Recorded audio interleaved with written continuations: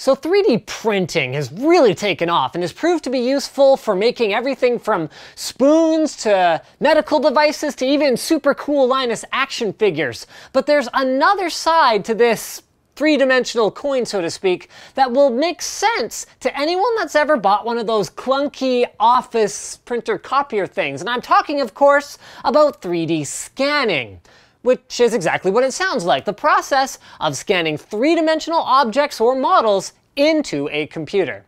Now you can probably guess that it's a little more complicated than your old flatbed scanner, but the general principle of operation is actually fairly similar. The scanner takes many samples of whatever it's looking at and stitches them together to spit out a coherent image, or in this case, a 3D model. Also, somewhat similarly to regular 2D paper scanners, many 3D scanners use light in some way, such as with laser scanners, which can acquire the shape of an object by firing, you guessed it, frickin' laser beams, at their targets. But instead of burning and eating them, some laser scanners capture shapes by calculating how long it takes for the laser beam to leave the scanner, hit the object, and reflect back to the scanner. Others use lasers in conjunction with a camera to figure out the laser mark's exact location, which the scanner uses to construct an image. But not all light-based scanners use laser beams. For example, you might have one 3D scanner on top of your TV right now. I'm talking about the Kinect for Xbox, which shines infrared light, invisible to the eye, on your body while you're playing Just Dance or whatever. Then it uses a small infrared camera to determine your body's position and whether the club just can't even handle your moves right now. There's also something called structured light scanning, which can use plain white or blue light, not lasers by the way, fired at the object in thin lines to figure out the shape based on the distortion of the lines from other viewing angles. However, light-based 3D scanning has its limits. Remember optical mice? Well, we still have them, but you know optical mice? They have a hard time tracking on glass or shiny surfaces, and 3D scanners that use light can have issues scanning objects that are transparent or made of highly reflective material.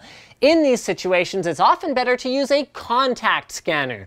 These scanners actually touch whatever it is that you're trying to scan in order to figure out what it, to figure out what it looks like, using different kinds of probes attached to either hinges or joints that can send a position back to the computer to generate a super precise image of an object's surface.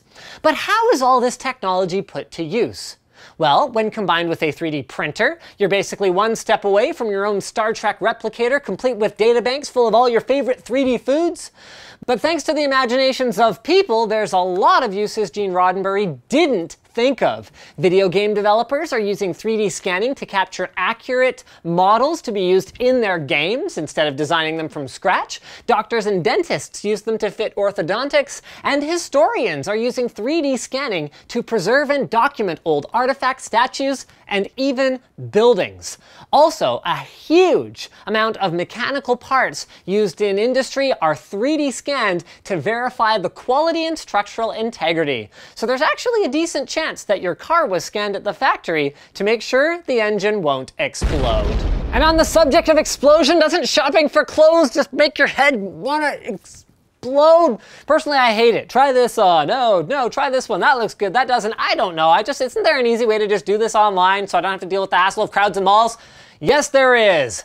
Jack Threads. They've got a curated selection of brands, both known and diamond in the roughy unknown. Most of the stuff I have here is known brands, I think. Next Level, Oakley, and Under Armour. And they've got plenty of summer styles available, like short sleeve shirts in prints, summer sneakers, and board shorts. It's a great value, so you can get the most bang for your buck on the things that you love and need.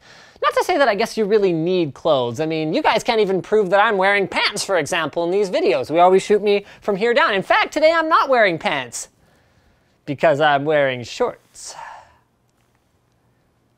Which, strictly speaking, are short pants. But the point is, you can get an additional 20% off by visiting jackthreads.com/techquickie, which is linked in the video description, and entering coupon code TechQuickie at checkout. Don't buy what everyone else has, skip them all and shop Jack Threads. You can even shop on their iOS and Android apps if you want to shop where you want, when you want. So I guess that's pretty much it, guys. Like the video if you liked it, dislike it if you thought it sucked, leave a comment. If you have suggestions for future fast as possibles, and if you're looking for something else to watch right now, check out the Linus Tech Tips channel where we recently did a painting tutorial for your computer monitor. Es bueno? Good, go watch. Thanks for watching, and as always, don't forget to subscribe.